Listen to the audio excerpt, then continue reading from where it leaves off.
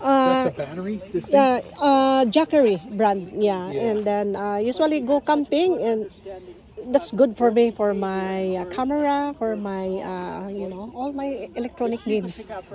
Yeah, microwave. Yeah, my rice cooker. I'm Filipino. You know, Filipino, they eat rice. Yeah, you gotta have that. Look, she's got a fan going. She got all of it. What's that? How does it do in weather like this? As long as not that so rainy, It's okay. but I leave it. It will just dry.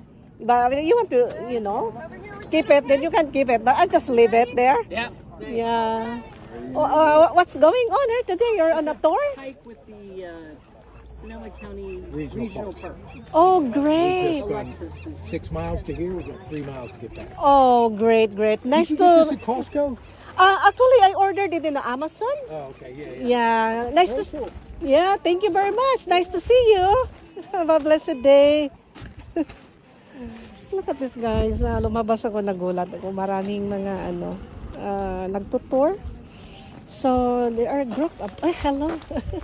They are a group of people, and nagtutour sila, at saka they're asking, they are interested with my solar setup. So I told them they are nice people, and I have my this morning. Medyo kaunti lang kami dito. Yung 4 dyan nga mga camper van umalis. And then, naiwan lang kaming 2 dito. Pero sabi yung kapitbahay ko, dadami yan kapag Saturday. Dahil marami talagang tao dito kapag Saturday. Ito na, nagka-camping na yung mga tao. Puno na. Parking lot aside from doon sa kabila. Yeah. Saka yung dagat doon, guys. Kanina ako dyan, nagbi-video ako. Ganun ang tubig umakyat na, umakyat na, hindi na yung katulad kanina umaga nga. Talagang low tide, so we are getting high tide now. Look at that. So natabunan na yung doon, yung kinutkutan namin ng mga friends ko ng shells. I'm not sure anong pangalan noon. Yung nagkuha din, hindi niya alam ang tawag no exactly. Alam niya shields. Ang laki-laki ng mga shields. So nag-ranch yung mga tao sa Sonoma County daw sila and they are very nice people kasi interested sila sa tinitingnan, and then how far down nakaka-go through ako ng mga gamit ng electronics. That is where I depend on. Wow, what you get? Yeah. Kanina, low tide din kanina. Ngayon, guys, look at this. Medyo umakyat na yung tubig. Kaya nang mag-fishing yung mga friends natin ditong kapitbahay. Yan. Okay, so maraming boat dumadaan dito, guys. Sa kabila, that is Doran Beach and campground. Yan. Foggy pa rin, but still okay. Nakikita naman kahit foggy, kita pa rin. Yan. And then, doon, maraming mangingisda dumadaan, mag-back and forth dito. And it's nice to watch them, Alright, tapos may nag-insert dito nga si Lolo. Si Lolo Groby. Tapos mga tao umakyat dun sa taas. Ako hindi muna ako akyat, guys, kasi ayoko iwanan yung pwesto ko dito. I like my pwesto down here. Yan, akyat sila doon.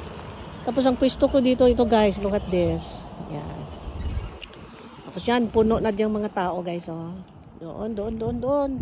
Nag-group yan sila dahil nag-fishing. Tapos ito naman ang kapitbahay ko, guys. Kita ko siya lumabas kanina. Yan. Yung aso niya, maganda yung aso niya. Tapos doon, guys, marami nang nakaparking doon. Talagang, kanina umaga, nagkukut-kut ng mga shells, yung mga, coastal foraging. Tapos ito, guys, yan, dikit-dikit kami dyan. Yan. Maluwag pa naman doon banda. Baka maya-maya mapuno na rin yan. Si Manong, mag-isa lang siya. Tingin-tingin lang si Manong. Alis na si Manong. Yung isda doon, guys. Ang isda, yung ibon, ng isda. Kita natin ang isda. Nakakatuwa yung grupo kanina. Ang dami nila Na-interested sila sa aking setup ng solar. Tingin sila Kaya lumabas ako. Nakapag-vlog ako tuloy. Tapos ito naman, guys, mangingisda o maalis. Kusap natin yung boat niya. Yan, interesting. Interesting in the sense kasi yung mga boat dito, guys, iba-ibang style. more or less they have something in common. May mga seaboat, may mga fishing rod. Iba-ibang mga style. May small, medium, large. Yan siya guys, ang laki ng seaboat niya. So papunta yan doon mangisda. Malaman naman natin nga mangingisda yan dahil magdalang seaboat. Tapos may maraming nakatuksong na mga fishing rod. Yan. Tapos may iba naman din, walang fishing rod. Siguro masyal lang din. Minsan may mga charter din, malaking boat. Tapos maraming karga na mga mangingisda. Yan ang nagbabayad yan sila. Just to go to the ocean. Tapos ito guys, tingnan mo guys, oh, ang tubig. Nagulo ang tubig kapag may boat na dumaan. Yan, gumugulo ang tubig. Lakas oh. Yan. Lakas ang tubig kapag may boat na dumadaan. So you could just imagine kung may volcanic eruption no or whatever dyan. Landslide sa punta sa tubig. Talagang malakas ang hampas ng wave sa coastal area. Katulad ng volcanic eruption noon sa part ng Southeast Asia, South Pacific, saan ba yun? Diba ang laking tsunami nangyari noon? Pating tsunami na karating dito sa coastal California, ibang parts talagang nalundag yung mga magagandang bahay dun sa coastal area. Yeah. So yan ang risk talaga guys kapag nasa coastal area ka nakatira. Ganun lang talaga. Pero kapalit naman, tingnan mo naman yung view. Oh. So you could just imagine yung mga million houses na nakaukit dyan sa mga gilid-gilid na mga hillside ng coastal California. Pagising nila, ang ganda ng view. Ito nga itong view ka nga guys. Oh. Yan, may activities, may dumadaan, mga boat, mga kayak, may nagpi-fishing. So, kaya I love my spot down here. Kaya binabalik-balikan ko.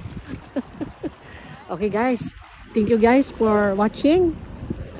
Na-open lang itong recording ko kasi yung mga madam nga galing sa Sonoma County, parang mga talaga hiker talaga ng mga season mga suot-suot nila. And napalabas ako ng van kaya nagbi-video na lang po ako. Okay guys, thank you again for watching this video and see you on my next vlog. Thank you, bye-bye.